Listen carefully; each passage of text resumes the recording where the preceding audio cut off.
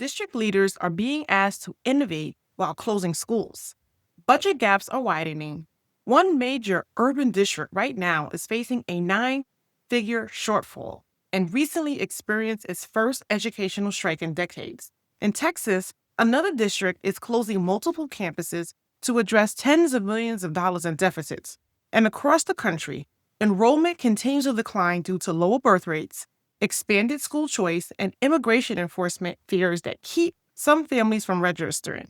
Because funding follows students, fewer enrollments mean reduced per-pupil revenue.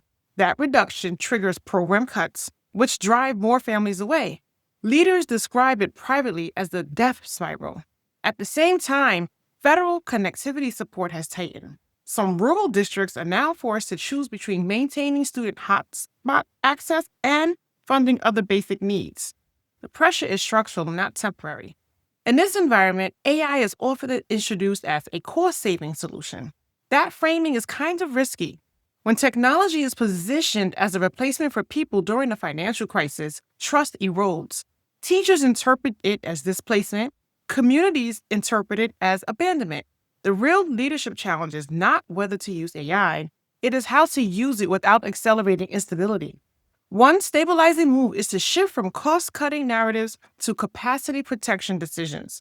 Before adopting any AI system during a budget crisis, leaders should identify which human functions must remain visible and relational, such as feedback, counseling conversations, and community communication.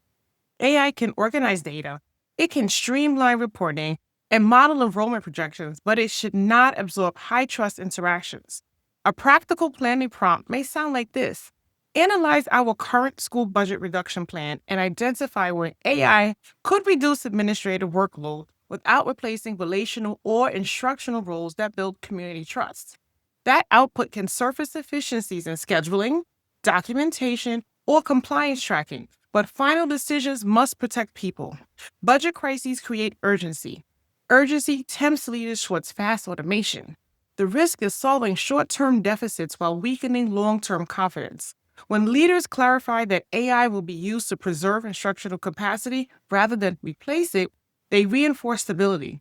Enrollment decline, funding volatility, and connectivity cuts are real constraints, but governance and communication and visible human judgment remain within a leader's control.